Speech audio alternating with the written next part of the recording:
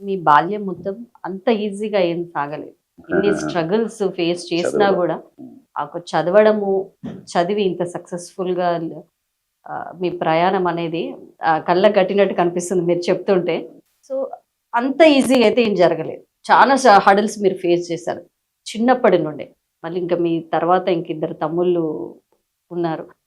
వాళ్ళు ఏ పొజిషన్‌లో ఉన్నారు సార్ ఇప్పుడు? వాళ్ళు చెప్పాలంటే అంతగా చదువులో అంత పెద్దగా సక్సెస్ కాలేదు కానీ, ఇద్దరు చదువుకునేంత వరకు చదువుకున్నారు. తర్వాత ఇప్పుడు వరకు సెల్ఫ్ ఎంప్లాయిడ్ వాళ్ళు. ఓకే. Self employed. అంత చిన్న వయసులో అంత మెచ్యూర్డ్‌గా ఆలోచించి, నాకు చదువు తప్ప ఇంకా వేరే యాహ్! లేదు. యాహ్! సక్సెస్ అయ్యేది చదువుతోనే అనే ఆలోచన ఎలా వచ్చింది? ఎందుకంటే ఒకటి నేను అంటే నేచురల్‌గా ఈయన ప్రశాంత్ మంచి పిల్లోడు. ఓకే. ప్రశాంత్ బుద్ధిమంతుడు. హ్మ్. ప్రశాంత్ శ్రద్ధగా వింటాడు. హ్మ్. ప్రశాంత్ హోంవర్క్ ఎప్పుడు పర్ఫెక్ట్ చేస్తాడు అని నన్ను ఏ టీచర్ కూడా నన్ను కొట్టడం లాంటిది, తిట్టడం లాంటిది లేదు. ఎప్పుడు నన్ను అప్రిషియేట్ చేసేవారు. ఓకే. చుట్టూ ఉన్న సొసైటీ కూడా నన్ను ప్రశాంత్ మంచోడు, మంచోడు, మంచోడని నిజంగా ఆహ్, ప్రశాంత్ అనేది మంచోడా? నాటీయా?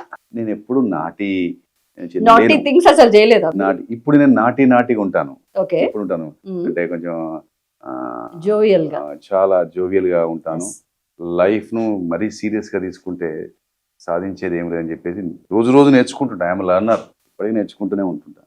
సో, ఆహ్, అలా మెచ్యూరిటీ అనేది నాకు ఈ ఏజ్‌లో రావాల్సింది అంతొచ్చింది. కానీ అన్నింటికంటే నన్ను డామినేట్ చేసింది నేను చదువుకోవాలి అనేది. ఎందుకంటే నా చుట్టూ నన్ను ఇష్టపడుతున్న తీరు, నాకున్న ఇంప్రెషన్ ఒకటి క్యారీ అవుతుంది నాకు. ఓకే.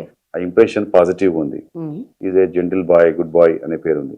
తర్వాత చదువులో ఇక తగ్గొద్దు అట్లా అన్నప్పుడు. ఓకే. సో, చదువు. ఎందుకంటే నన్ను ఒక రేంజ్‌లో నన్ను చూస్తున్నప్పుడు నేను ఆ రేంజ్‌కి తగ్గట్టు ఉండాలి తప్ప తగ్గొద్దు. ఓకే. కాబట్టి కష్టంగా ఇష్టం పడుతూ హ్మ్. ఇష్టం అనేది కష్టాన్ని జయించింది. ఓకే.